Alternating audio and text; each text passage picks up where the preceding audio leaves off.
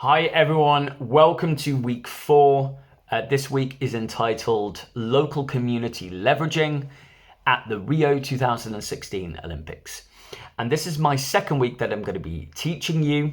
And the idea with this week is that in week 3, it was about what governments do, what policymakers do.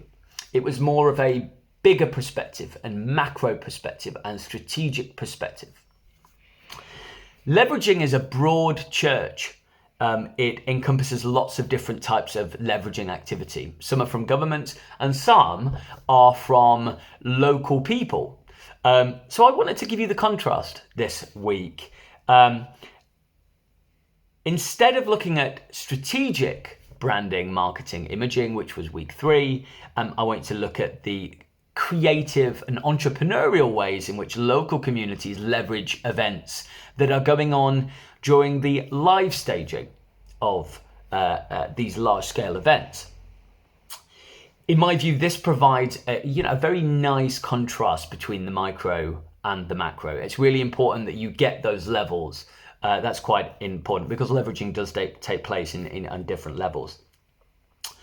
At the core of this week is a kind of a critical issue, and that's to kind of really explore and illustrate how local communities during the live staging of large-scale events are often sidelined.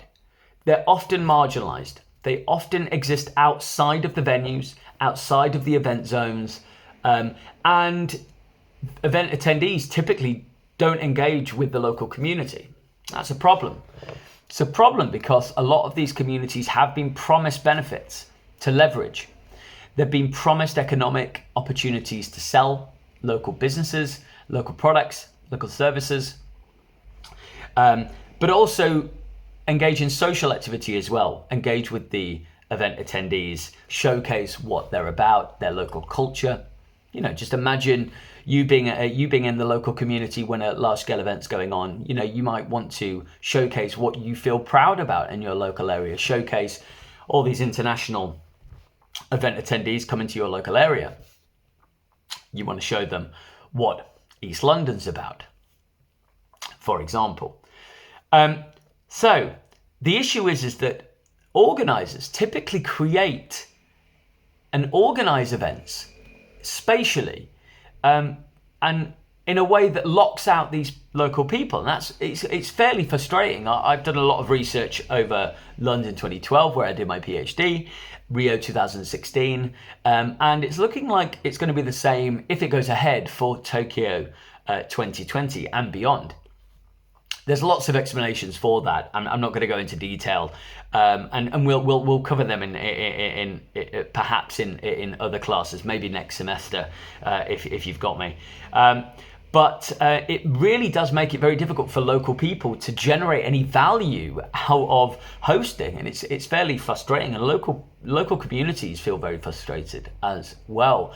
I'm working with some colleagues at Griffith University in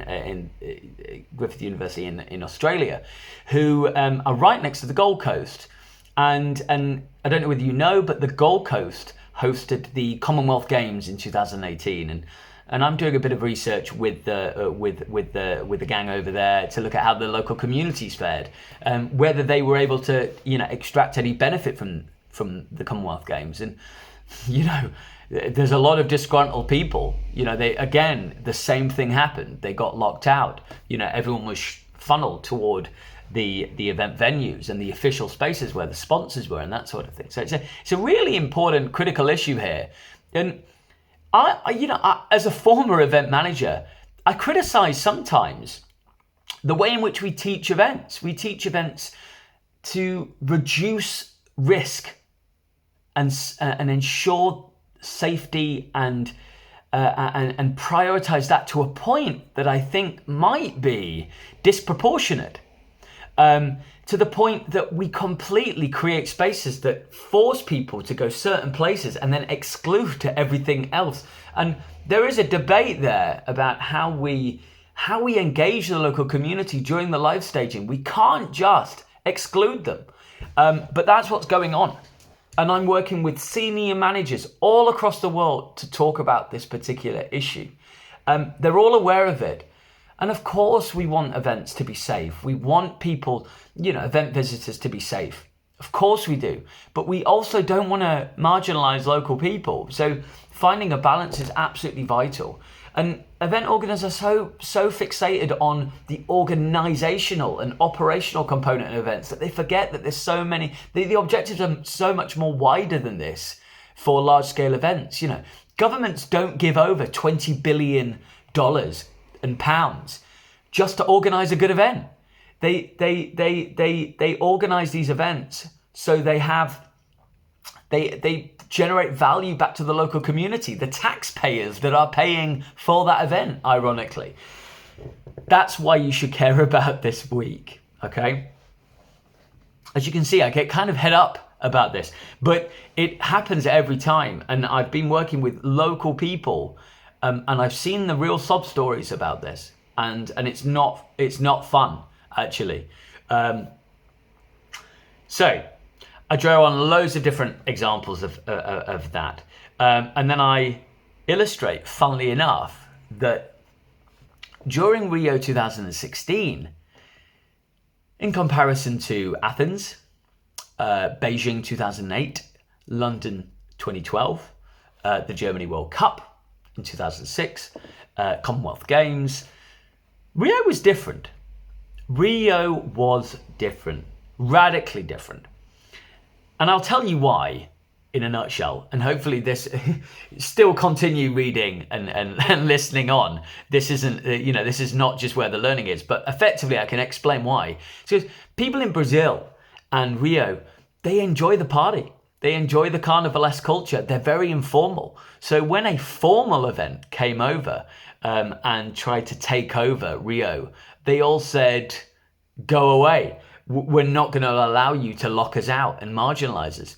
So what you found was loads of local people and local residents and local businesses were just jumping on the event venue spaces and selling their goods no matter what, even though the event kind of, if it was up to them, would have excluded them. So it illustrates how the community themselves can overcome some of these exclusion issues if they engage in savvy, immediate leveraging techniques, okay?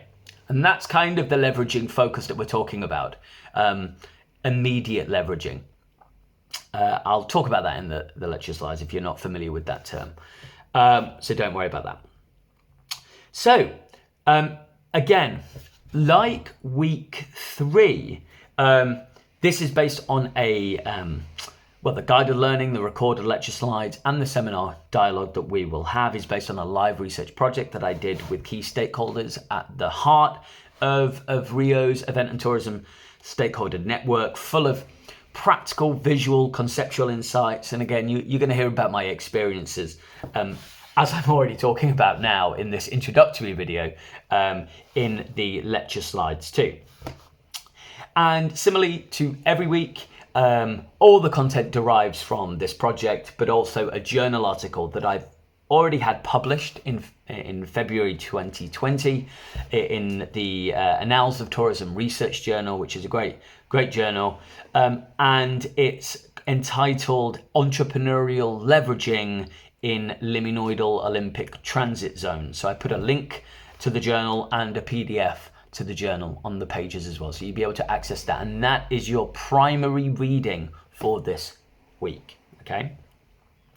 But I've also produced a podcast as well, just because I was keen to talk a little bit more about it, which you're going to have access to in your on-demand guided learning. So this week as well, what you're going to find is that the on-demand learning, the lecture slides, are based on a talk that I did in September 2020, and I gave it to the International Olympic Academy. It was to and addressing a whole range of different senior managers at the Olympics, and actually Olympic athletes as well. So as you can imagine, it was probably a fairly scary affair to do that. but it illustrates how important this policy issue is, that the Olympics is focusing on this issue, and I gave that talk. There was 80 plus attendees. There was a whole range of different, very complicated questions that they asked me afterwards, which you might find quite interesting, and certainly related to the outcomes of this. Particularly as this is for a highly complex module. Actually, now that you're getting towards the end of the university degree, so really, hopefully, you all engage with this content really well. You ask me any questions you'd like. Because I think that this is a fundamental area of event studies that is often missing. The fact that, like I mentioned before, event organizers often focus on the operational side of events as opposed to what it means for the local people. I've worked with tens and tens of events and festivals, marathons, light festivals. There's not that much engagement with what goes on beyond the event itself. And that's a shame, because the only reason why events exist is to generate economic and social value back to the community. Of course, a good experience for the visitors as well, and a platform to showcase good sports events, etc. But that's it. It's really important that you come away with those messages. So specifically, again, very much aligned to the module learning outcomes. The learning objectives for this week is 1, to understand how local communities can leverage value out of hosting large-scale sporting events like the Olympics. 2nd, examine some of the really creative tactics used by local communities to do this. 3, understand what event organizers can do to create these similar environments, these more informal environments that allow this local leveraging to occur and therefore generate value back to the local community. And 4, the final one, is to explore the benefits of connecting the hosts and guests up. By connecting local people with the event attendees, that can generate very, very important and very positive outcomes for the cultural experience of visitors. So this week, again, as I will always do, it links directly to the assessment, of course, particularly areas in assessment 1, like event policymaking, governance and ideology, 5, event legacy, and 6, events in public spaces, of course, because this all happens within a local community. Then, as I mentioned in the previous weeks, because I always take a specific case study and country or city perspective, this links closely to what you've really got to think about and the approach that you've got to take for assessment 2.